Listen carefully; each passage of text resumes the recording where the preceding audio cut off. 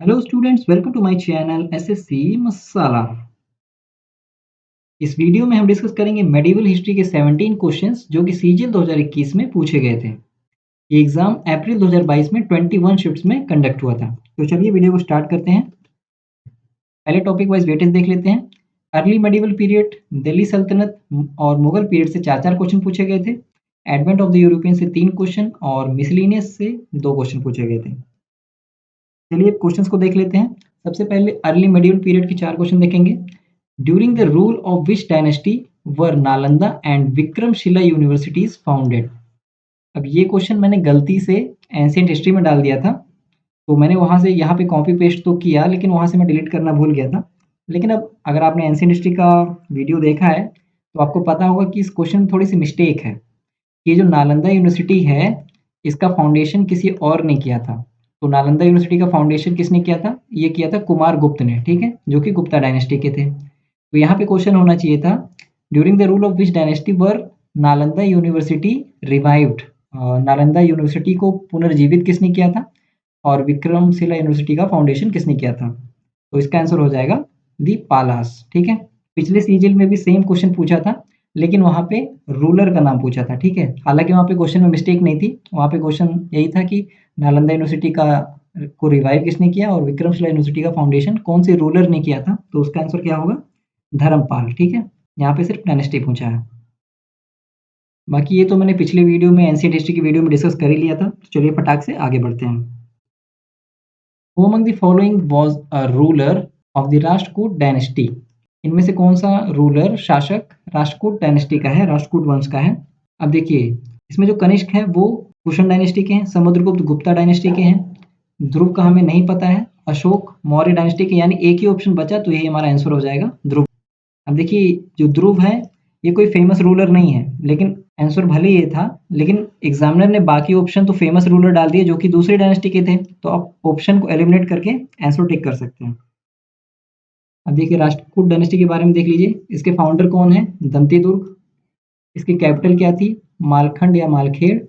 और बाकी कुछ और इंपॉर्टेंट रूलर्स हैं राष्ट्रकूट डायनेस्टी के। गोविंदा थर्ड, अमोघ वर्षा जिन्होंने लिखी है कविराज मार्ग, जो कि एग्जाम में पूछा जा सकता है। उसके बाद एक है कृष्णा फर्स्ट। कृष्णा फर्स्ट की खास बात यह है कि इन्होंने एलोरा में कैलाश शिव का एक मंदिर बनवाया था, ठीक है। तो क्वेश्चन पूछ सकता है कि एलोरा में कैलाश शिव का मंदिर किसने बनवाया? तो कृष्णा फर्स्ट ने।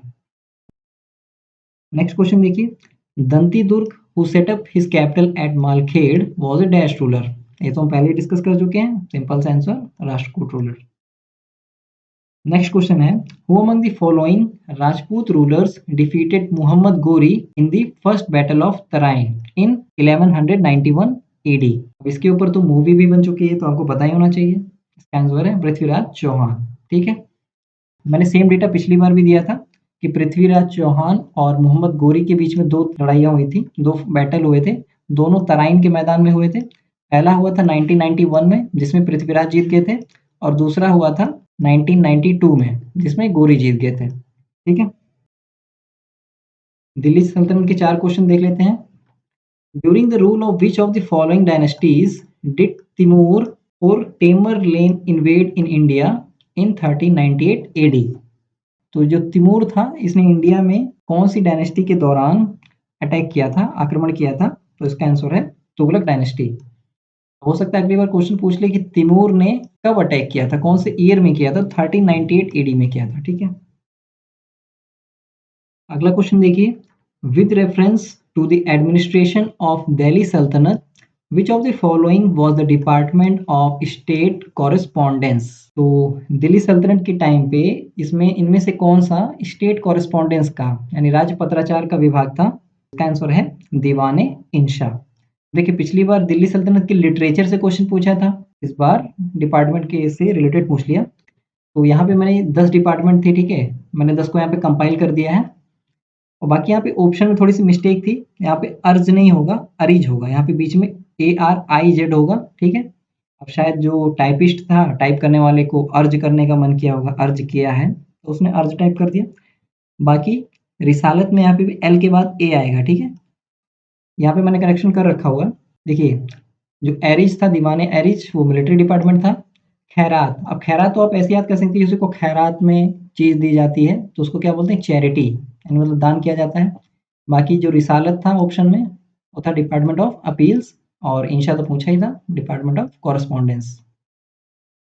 और बाकी भी आप पढ़ लीजिएगा, ये हिंदी में है। In which of the following forts was Razia Sultan imprisoned by Malik Ikhtiyar uddin Altunia. तो अल्तुनिया ने रजिया सुल्तान को कौन से किले में बंद करके रखा था? देखिए, पिछले सीजल का जो मैंने मेडिवल हिस्ट्री का वीडियो बनाया था, उसमें मैंने रजिया सुल्तान की स्टोरी को थोड़ा-सा डिटेल में एक्सप्लेन किया था। तो मैंने बताया था कि अल्तुनिया कहाँ का गवर्नर था। तो अगर आपको पता होगा अल्तुनिया का कहाँ का गवर्नर है, तो जहाँ का गवर्नर है, वहीं के किले में तो बंद करेगा। तो अल्तुनिया भटिंडा का गवर्नर था, तो यही आंसर हो जाएगा, किला मुबारक इन भटिंडा। ठीक है?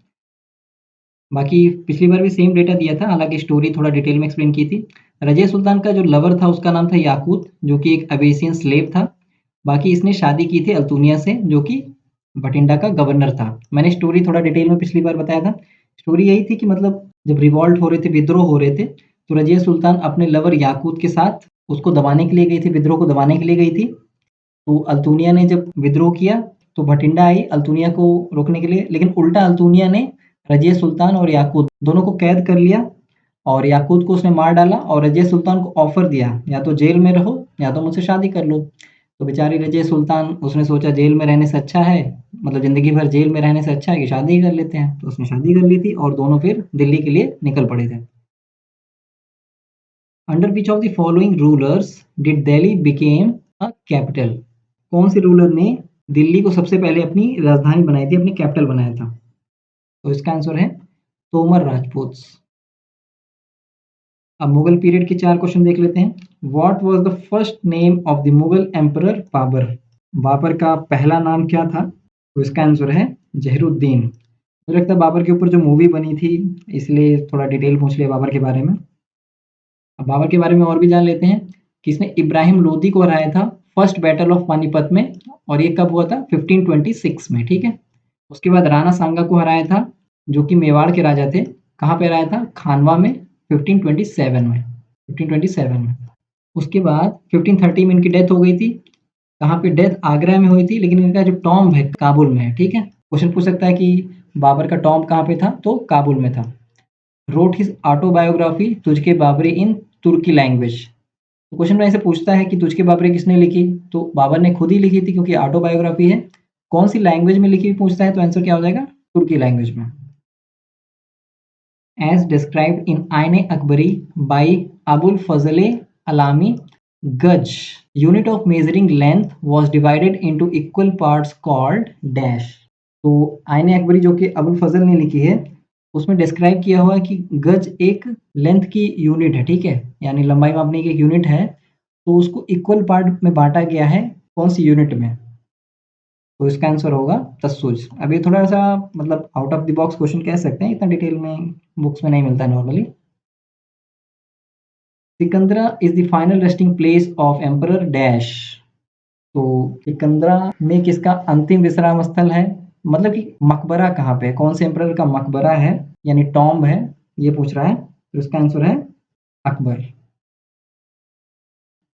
तो देखिए, मुगल रूलर्स का कहाँ-कहाँ पे टॉम्ब है, यानी विश्राम स्थल जो है, रेस्टिंग प्लेस कहाँ-कहाँ पे है? बाबर का काबुल में है, हुमायूँ का दिल्ली में, अकबर का सिकंदरा में, जो कि आगरा के पास में है। ठीक है? अगर सिकंदरा ऑप्शन में नहीं होता है, तो आप आगरा मार्क करेंगे, अगर दोनों होता है तो सिकंदरा मार्क करेंगे। ठीक है? मेनली सिकंदरा में है। जहांगीर का कहाँ पे है? लाहौर में है। शाहजहाँ का ताज में, यानी कि आगरा में है, और औरंगजेब का खुलदाबाद में है, जो कि दौलताबाद में है। ठीक है?